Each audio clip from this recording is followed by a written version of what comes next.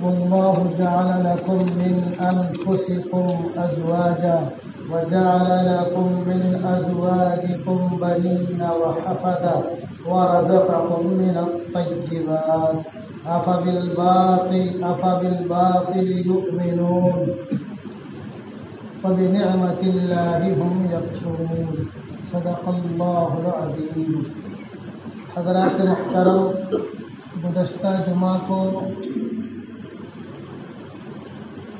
نو مولود کی آمد اور اس کا استقبال، اس تعلق سے کچھ ابتدائی باتیں آپ حضرات کے سامنے آئیں۔ یہ باتیں عرض کرنے کی ضرورت اس لیے پیش آئی کہ ہمارے بہت سے بھائی بہت سی وہ چیزیں جو کہ بہت ہی آسان ہے اور جسے ہر شخص کو جاننا چاہیے، بعض دفعہ اس سے بے خبر ہوتے ہیں اور فردر پوچھتے ہیں، تو ہم نے کہا ہے تفصیل سے بیان کر دوں تاکہ ہمارے تمام حضرات کے ذہن میں بات رہے کہ نو مولود کا استقبال کیسے ہو اور اس کا حق باپ پر کیا ہے۔ سب سے پہلی چیز جو میں نے عرض کی تھی کہ نیک بیوی تلاش کرے، اس سے نکاح کرے، نیک عورت سے۔ دوسری چیز میں نے عرض کی کہ نکاح بالکل آسان اور سادہ طریقے سے کرے، تبھی اللہ تبارک و تعالیٰ کی رحمت متوجہ ہوگی۔ اور جو تیسری چیز ہم نے عرض کی کہ نکاح کے بعد جو ملاقات ہوتی ہے اس کے بھی کچھ آداب ہیں، اور بخاری کی روایت 776 صفحہ پہ اس کے حوالے سے ہم نے کہا تھا کہ جب ہم بستری کے لیے جائیں ملاقات کے لیے تو دعا پڑھ لے، بسم اللہ اللہم جنبنا الشیطان وجنب الشیطان ما رزقتنا۔ اور اس کے بعد ایک دوسری دعا بھی ہے، جب انزال یعنی جب منی نکلنے کے ٹائم دل میں پڑھے گا، بعض لوگوں نے کہا کہ فراغت کے بعد کپڑا پہننے کے بعد پڑھے، اللہم لا تجعل للشیطان فیما رزقتنی نصیبا۔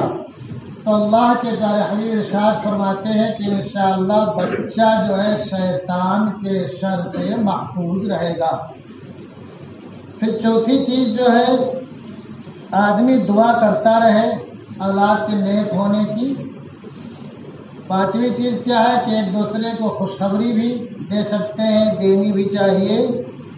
اور چھٹی چیز کیا ہے، جب بچہ پیدا ہو جائے، اس کی ولادت ہو جائے تو اس کا ناک کاٹیں گے، اس کو ناک بولتے ہیں، پھر غسل دیں گے، اور اگر غسل دینا مناسب نہ ہو طبی اعتبار سے تو ایسے ہی اس کو پوچھ کر کے صاف کر کے اب کیا کریں گے، اذان اور اقامت۔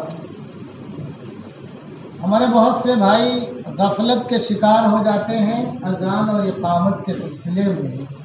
وہ چاہتے تو ہیں لیکن کیا کون اذان دے گا بچے کے کان میں، کون اقامت کہے گا، اس کے لیے ڈھونڈتے ہیں۔ یہ بھی افسوس کا مقام ہے کہ ہم اپنی عمر معتاد کو پہنچ جاتے ہیں، بعض دفعہ 65 سال 70 سال 80 سال کے ہو جاتے ہیں، لیکن ہم خود یا تو ہمیں اذان اور اقامت آتی نہیں ہے، اور اگر آتی ہے تو ہم یہ ہمت نہیں جٹا پاتے ہیں کہ اپنے بیٹے پوتے نواسے کے کان میں اذان اور اقامت دے سکیں، تو ہم ڈھونڈتے ہیں کسی کو۔ ہمیں خود اس کا اہل ہونا چاہیے اذان اور اقامت دینے کا، اگر نہیں دے سکتے ہیں تو بہرکیف جلدی سے جلدی اذان اور اقامت دینی چاہیے۔ اللہ کے پیارے حبیب کا ارشاد جو ہے یہ ترمذی شریف میں حضرت ابو رافع رضی اللہ عنہ راوی ہیں، فرماتے رأیت رسول اللہ صلی اللہ علیہ وسلم اذن فی اذن الحسن بن علی حین ولدته فاطمہ رضی اللہ تعالی عنہا۔ کیا روایت ہے؟ روایت ترمذی کی ہے۔ آپ فرماتے ہیں کہ جناب رسول اللہ صلی اللہ علیہ وسلم روایت کرتے ہیں کہ رسول اللہ صلی اللہ علیہ وسلم نے جب حضرت فاطمہ رضی اللہ تعالی عنہا کے گھر کہ یہاں حضرت حسن رضی اللہ تعالیٰ عنہ کی ولادت مبارکہ ہوئی تو جناب رسول اللہ صلی اللہ علیہ وسلم نے بذات خود، دھیان دیجیے، ہمارے بہت سے لوگ کیا نواسا ہوگا تو شرم کرتے ہیں، ہوتا ہوگا تو بھی خود اذان دینے کو نہیں تیار ہوتے. جناب رسول اللہ صلی اللہ علیہ وسلم نے اذان حضرت حسن بن علی رضی اللہ تعالیٰ عنہ کے کان میں اذان دیا. اور یہ کنز العمال میں مسند ابی اعلیٰ الموصلی کی تخریج کے حساب سے حضرت حسین رضی اللہ عنہ راوی ہے کہ من ولد له ولد فأذن في اذنه اليمنى واقام في اذنه اليسرى، کہ اللہ تبارک و تعالیٰ نے کسی کو اولاد کی نعمت سے نوازا اور اس نے اس کی دائیں کان میں اذان اور بائیں کان میں اقامت کہی. دائیں کان میں اذان اور بائیں کان میں اقامت کہی. اب میں اذان اقامت کے کلمات دہراؤں، آپ لوگ خود یاد کر لیجیے گا. 5 وقت اذان ہوتی ہے، 5 وقت اقامت بھی ہوتی ہے مسجد میں، سن کر کے یاد کریں گے اچھا رہے گا. لم یضرہ ام الصبیان، تو اس کو ام الصبیان کی بیماری نہیں ہوگی. پتہ کیا چلا؟ دائیں میں اذان، بائیں میں اقامت. ام الصبیان کیا ہے؟ بیماری ہے سوکھا کی، جو بعض دفعہ شیطان کے شر سے ہوتی ہے. اگر اذان اقامت دے دی جائے تو اللہ تعالیٰ ام الصبیان سے محفوظ رکھے گا، سوکھڑے کی بیماری سے. لیکن اذان اقامت میں حکمت کیا ہے کہ اللہ کی اس کے کان میں سب سے پہلے جو آواز جائے گی اذان کی، اللہ کی کبریائی کی، اللہ کی بڑائی کی اور اللہ کے پیغمبر کی رسالت کی شہادت کی آواز جائے گی.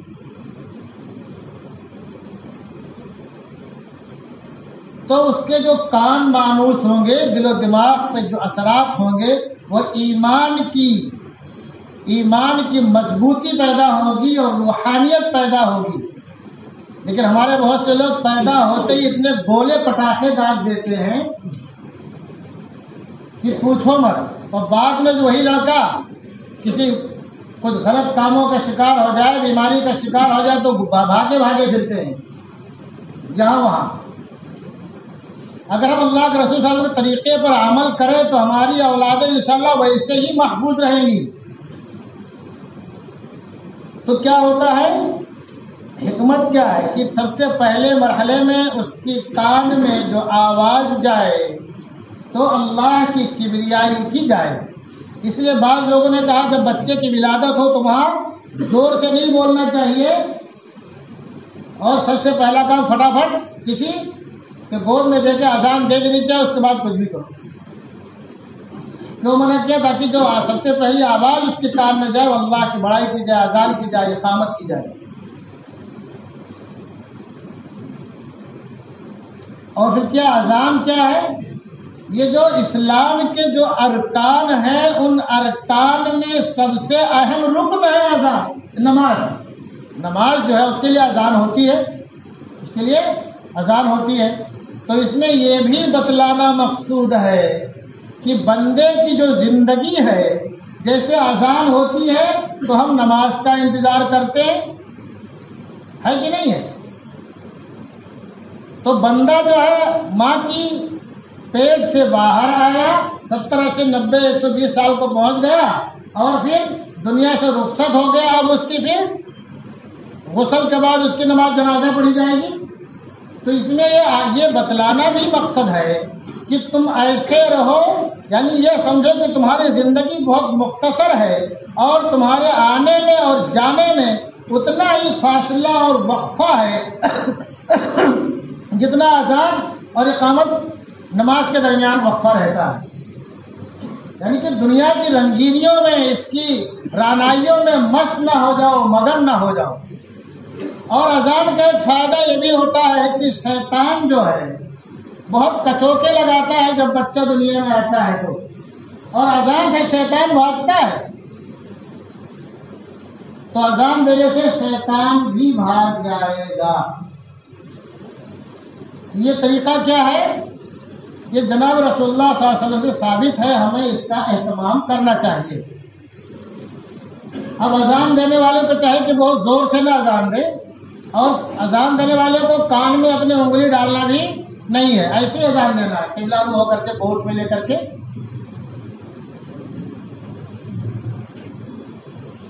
اذان دینا اور اقامت کہنی ہے۔ لیکن حیا علی الصلاح حیا علی الفلاح میں جیسے پھر منڈی گھمانی رہتی ہے نا، دائیں اور بائیں، ایسے گھمانی جائے گی اقامت میں بھی اور اذان میں بھی۔ یہ تو ایک بات ہو گئی۔ اب اس کے بعد ایک چیز اور ہے جس کو عام طور سے ہم جس سے ناواقف ہیں، وہ کیا ہے؟ تعوذ۔ کیا ہے وہ؟ یہ ساتویں چیز ہے تعوذ۔ عام طور سے ہم اس سے ناواقف ہیں۔ مطلب کیا ہے؟ حضرت سورہ آل عمران آیت نمبر 36 میں حضرت مریم کی جو والدہ کا تذکرہ ہے، اس میں کیا کہا انہوں نے؟ اللہم انی اعیذھا بک وذریتھا من الشیطان الرجیم۔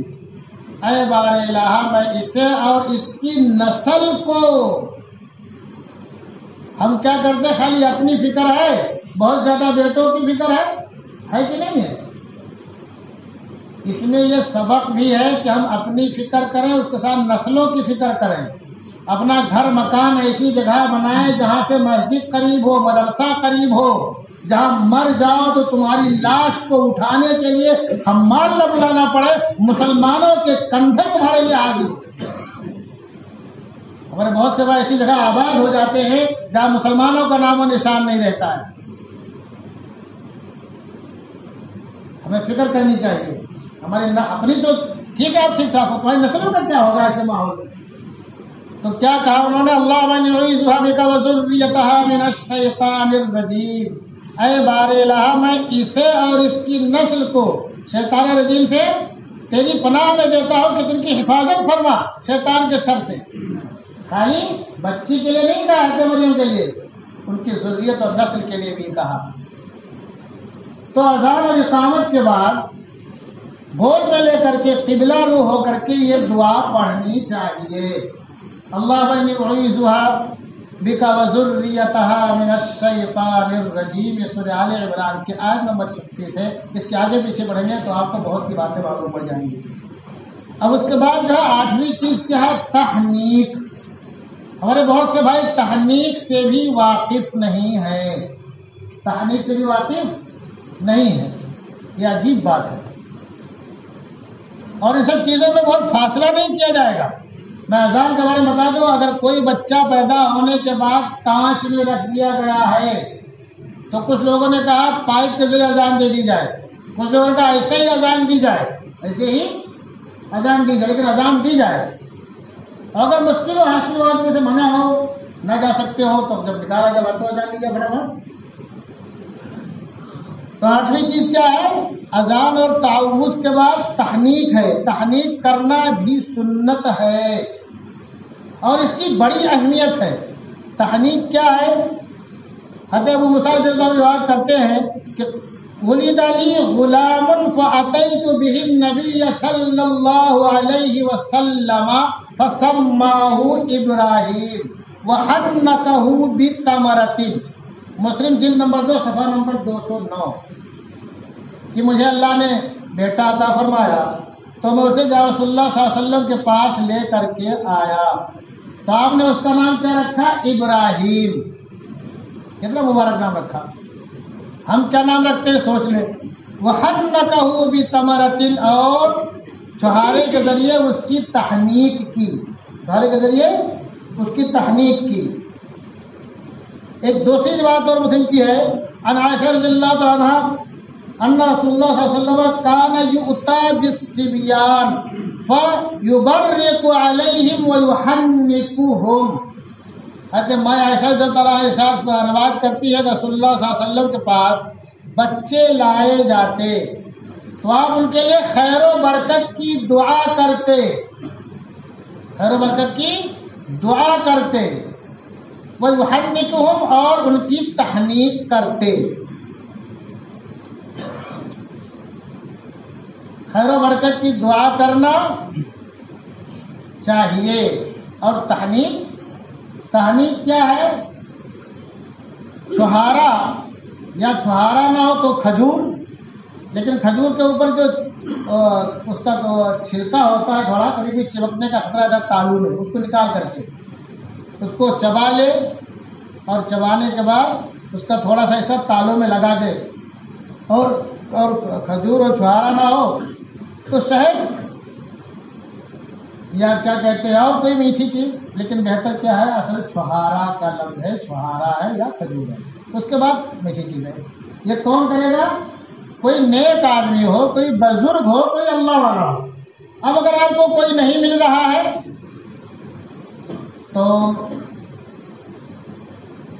آپ کے گھر میں جو بڑے بوڑھے اللہ والے ہیں، بلکہ پہلے آپ کہاں ڈھونڈنے جاؤ گے؟ گھر کا جو بڑا بوڑھا اللہ والا کوئی بھی ہے، یا کوئی بھی جوان ہے، کوئی بھی ہے اللہ والا ہے، نیک رکھتا ہے، ہر مسلمان نیک ہوتا ہے، وہ خود یہ کام کر دے، چھہارے کو چبائے، کس کے چبائے، اور پھر وہ تھوڑا سا لعاب کے ساتھ نکال کے اس کے تالو میں اسے لگا دے.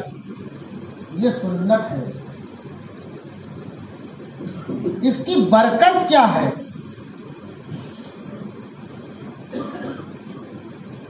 بہت برکت والا. حضرت عبداللہ بن عباس رضی اللہ تعالیٰ عنہ کی ولادت کے بعد رسول اللہ صلی اللہ علیہ وسلم کی گود میں ان کو دیا، آپ نے ان کی تحنیک کی، اور کتنی روایتیں ان سے مروی ہیں. اور عظیم مفسرین میں ان کا شمار ہے، جتنے مفسرین ہیں سب کا سرا وہیں جا کے ختم ہوتا ہے. اور حضرت عبداللہ بن زبیر رضی اللہ تعالیٰ عنہ، ان کا واقعہ ہماری ماؤں کے لیے بھی سبق ہے اس میں، اور ہمارے اپنے لیے بھی ہے. ان کی والدہ کون ہے؟ حضرت اسماء بنت ابی بکر، مائی عائشہ کی بہن ہے. وہ فرماتے ہیں کہ میں مکہ میں تھی تو حمل سے تھی. یہ باتیں ہمیں یہ بھی بتاتی ہیں کہ ہماری ماں بہنوں کو مسائل پوچھنے میں یا بتانے میں جھجک نہیں کرنا چاہیے. اور ہجرت کیا ہم نے تو قبا پہنچتے پہنچتے اللہ تبارک و تعالیٰ نے ہمیں اولاد سے نواز دیا، ہمارے لڑکا پیدا ہوا، تو ہم اس کو کہاں لے کر کے گئے؟ سیدھا رسول اللہ صلی اللہ علیہ وسلم کے پاس لے گئے. دیکھو امید سے ہے اور بالکل ٹائم قریب آنے والا ہے، پھر بھی ہجرت کے لیے سفر کیا. اور اس زمانے میں سفر کتنا پرعز مشقت ہوتا تھا، آج کے لوگ اس کا تصور نہیں کر سکتے ہیں. اور ولادت کے بعد رسول اللہ صلی اللہ علیہ وسلم کے پاس لے گئی. آج کے ہمارے یہاں ماحول کیا ہے کہ بچہ پیدا ہو گیا تو اس کو عورت کو پتہ نہیں کیا سیوری بٹھا دیں گے، کیا کر دیں گے، کچھ کر نہیں سکتی ہے، مل نہیں سکتی ہے، پتہ نہیں کہا کہ رسم آ گئی ہے. اس کے صحت کا آپ خیال کرو. وہ خود چل کر کے لے کر کے گئی اللہ کے رسول صلی اللہ علیہ وسلم کے پاس. تو رسول اللہ صلی اللہ علیہ وسلم نے کیا کیا؟ دعا دیا، برکت کی، اور پھر تحنیک کی. تو تحنیک کا مطلب کیا ہے کہ اس کے پیٹ میں جو سب سے پہلی چیز جائے، کسی اللہ والے کا لعاب اس کے پیٹ میں جائے، اب اس کے بعد ماں دودھ پلائے گی. یہ سنت ہے. اب اس کے بعد جو ہے 9ویں چیز ہے عقیقہ. عقیقہ کا جہاں تذکرہ ہوتا ہے اس میں نام رکھنے کا بھی تذکرہ ہوتا ہے. حضرت سمرہ بن جندب رضی اللہ عنہ روایت کرتے ہیں ان رسول اللہ صلی اللہ علیہ وسلم قال كل غلام رهينة بعقيقته تصبح عنه يوم سابعه ويحلق ويسمى. رسول اللہ صلی اللہ علیہ وسلم فرماتے ہیں کہ ہر بچہ گروی ہے، گروی اپنے عقیقہ کے بدلے اس کی طرف سے 7ویں دن عقیقہ کیا جائے گا، جانور ذبح کیا جائے گا، اور اس کے بال چھیلے جائیں گے اور نام رکھا جائے گا. تو میں عقیقہ کا تذکرہ بعد میں کرتا ہوں، نام رکھنے کا تذکرہ پہلے کر دیتا ہوں. اس میں جو ہے 7ویں دن عقیقہ کیا جائے، بال چھیلا جائے، صاف کیا جائے، نام رکھا جائے. نام آپ پہلے بھی رکھ سکتے ہیں، جیسا کہ حضرت یہ ابو موسیٰ اشعری نے جو فرمایا کہ جو ہے نقل کیا کہ ہمارے بچہ پیدا ہوا، ہم لے کر کے گئے تو اللہ کے رسول صلی اللہ علیہ وسلم نے جو ہے اس کا نام ابراہیم رکھا. کیا رکھا؟ ابراہیم رکھا. تو پہلے دن نام رکھ دیا، تو پہلے بھی آپ نام رکھ سکتے ہیں. اگر پہلے نہیں رکھا ہے تو 7ویں دن نام رکھ دینا چاہیے. ناموں کے سلسلے میں ہوتا ہے کہ ہمارے بھائی لوگ پوری ڈکشنری لے کے بیٹھ جاتے ہیں اور نیٹ پہ تلاش کرتے رہتے ہیں. کہاں تلاش کرتے ہیں؟ نیٹ پہ تلاش کرتے رہتے ہیں، گھومتے رہتے ہیں. چونکہ ہم ایسا نام ڈھونڈتے ہیں جو دنیا میں کسی کا نام نہ ہو، ہمارے ہی بیٹے کا، ہمارے ہی پوتے کا، ہمارے نواسے کا وہ انوکھا نام ہو. جبکہ اللہ کے پیارے حبیب ارشاد فرماتے ہیں، سن لو غور سے مسلمانوں، حضرت عبداللہ ابن عباس جن کا میں تذکرہ بھی کیا راوی ہے، قال رسول اللہ صلی اللہ علیہ وسلم حق الولد علی الوالد ان یحسن اسمہ و یحسن ادبہ. باپ پر، بیٹے کا حق باپ پر کیا ہے کہ اچھا نام رکھے اور اس کو ادب سکھلائے، اچھا ادب، اچھی تہذیب، اچھی تربیت. اب جو ہے یہ ایسا جو دوسری روایت ہے اس میں کیا ہے کہ اول ما ینحر الرجل ولدہ اسمہ، کہ باپ بیٹے کو جو سب سے پہلی چیز تحفے میں دیتا ہے، گفٹ کرتا ہے، وہ کیا ہے؟ اسم، اس کا نام ہے. فلیحسن اسمہ، تو چاہیے کہ اچھا نام رکھے. اب اچھے نام سے کیا مراد ہے؟ اچھا وہ ہوگا جو ہم سمجھیں گے، یا اچھا وہ ہوگا جو محبوب خدا بتلائیں گے.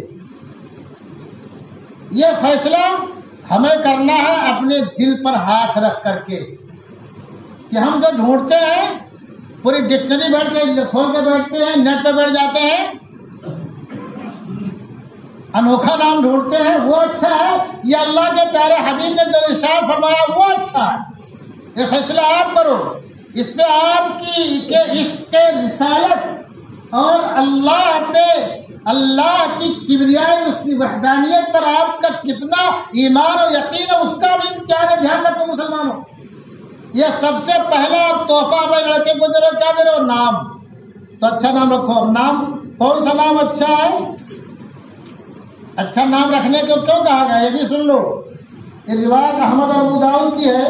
اللہ کے رسول صلی اللہ علیہ وسلم فرماتے ہیں تدعون یوم القیامت باسمائکم واسماء آبائکم، قیامت کے دن تم اپنے ناموں سے اور اپنے باپ کے ناموں سے پکارے جاؤ گے، بلائے جاؤ گے. مشہور کیا ہے کہ ماں کے نام سے، فلاں بن فلانا، ایسا نہیں ہے. حقیقت یہ ہے جو مشہور ہے وہ، اس کی کوئی حقیقت نہیں. حقیقت کیا ہے کہ بیٹا قیامت کے دن اپنے اور باپ کے نام کے ساتھ پکارا جائے گا، فلاں بن فلاں، فلاں ولد فلاں. تو اللہ سے کیا فرماتے ہیں؟ فَأَحْسِنُوا أَسْمَاءَكُمْ، تو اپنے ناموں کو اچھا رکھو، بہتر رکھو. اب بہتر نام وہ ہوگا جو اللہ کے پیارے حبیب صلی اللہ علیہ وسلم ہمارے لیے بیان فرمائیں گے، جس کی ترغیب دیں گے. کیا فرمایا آپ نے؟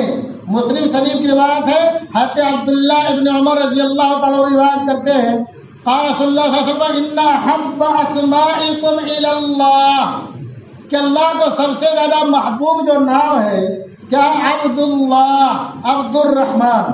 عبداللہ، عبد الرحمن کیوں محبوب ہے؟ اس میں عبدیت ہے، عاجزی ہے، انکساری ہے اور اللہ کی بندگی کا اظہار ہے. تو یہ جیسے نام اللہ کو، جس میں اللہ کی بندگی کا اظہار عبدیت ہو، وہ اللہ کو، اللہ کے رسول صلی اللہ کو، اللہ کے رسول کو بہت پسند ہے، اللہ کو بہت پسند ہے. لیکن اس کے علاوہ دوسری بات میں کیا ہے؟ امام بخاری نے اپنی تاریخ میں لکھا، حضرت عبداللہ بن جراح سے نقل کیا کہ سموا باسماء الانبیاء ولا تسموا باسماء الملائکہ، کہ انبیاء کے ناموں پر نام رکھو، ملائکہ کے ناموں پر نام نہ رکھو. یہاں ملائکہ کے ناموں پر بھی نام رکھنے سے منع کر رہے ہیں آپ. یہ رواج جس کو دیکھنا ہوگا سب کو دیکھ رہے ہیں، مرقات المفاتیح جلد نمبر 7 میں ملائکہ حضرت عمر رضی اللہ تعالیٰ عنہ کے پاس ایک صاحب کا نام کچھ اسی طرح تھا ملائکہ کے نام پہ، تو آپ نے بہت ہی کراہت کا اظہار کیا اور کہا کیا انسانوں کے جو نام تھے وہ تم کو کم پڑ گئے جو تم نے فرشتوں کا نام رکھا؟ تو بعض لوگوں نے کیا کہا، فرشتوں کا کہا ہے کہ مناسب نہیں ہے فرشتوں کا نام رکھنا اپنے اولاد کا، اور ہم کیا کیا نام رکھتے ہیں؟ فرشتے تو اللہ کی بہت عظیم مخلوق ہے، ہم تو ان لوگوں کا نام رکھتے ہیں کہ فرشتے کیا عام انسانوں کے قدم کے دھول کو نہ پہنچ سکے، ایسے لوگوں کا نام ڈھونڈتے ہیں، کھلاڑیوں کا نام ڈھونڈیں گے اور کیا کہتے ہیں ایکٹروں کا نام ڈھونڈیں گے، اور کس کا تمہارے بچے بڑے سے ہو جاتے ہیں، ناچتے تھرکتے ہیں، کسی سے حرکتیں کرتے ہیں، شراب پیتے دوبڑا مارتے ہیں، اور کیا کیا گنجڑی نشری ہو جاتے ہیں، اللہ بات سنائے، اور کہاں کہاں منہ مارتے ہیں۔ دوسری بات ہے سمو باسماء الانبیاء، اللہ کے حبیب صاحب فرماتے ہیں کہ انبیاء کے نام رکھو۔ کس کے نام رکھو؟ انبیاء کے نام رکھو۔ اب انبیاء کے نام کتنے مبارک نام ہیں، ابراہیم، اسماعیل، اسحاق، یعقوب، یوسف، ایوب، نوح، زکریا، الیاس، یحییٰ، عیسیٰ، کتنے مبارک نام ہیں۔ تو ہمیں چاہیے کہ ہم وہ نام رکھیں جس میں عبد ہو، اور نہیں تو انبیاء کے نام رکھیں۔ اب اگر اور نیچے آنا ہے تو صحابہ کرام کے نام رکھیں۔ اب صحابہ کرام میں سب سے پہلے کون ہے؟ خلفائے راشدین ہیں، پھر عشرہ مبشرہ ہیں، اس ترتیب کا خیال رکھیں۔ اس کے بعد نہ سمجھ میں آئے تو پھر اور دیگر صحابہ کرام کے نام رکھیں، بزرگوں کے نام رکھیں، اولیاء اللہ کے نام رکھیں۔ تو نام رکھنے میں ہمیں بہت ہی احتیاط کی ضرورت ہے، الٹے سیدھے ناموں سے بچیں، الٹے سیدھے ناموں سے بچیں۔ تو بیٹے کو جو باپ سب سے پہلا تحفہ دیتا ہے وہ کیا ہے؟ نام ہے۔ اب انشاءاللہ اس کے آگے کی بات جو عقیقہ کے تعلق سے ہے، جو بہت سی غلط فہمیاں ہمارے اندر پیدا ہے، رسم و رواج ہے، انشاءاللہ یاد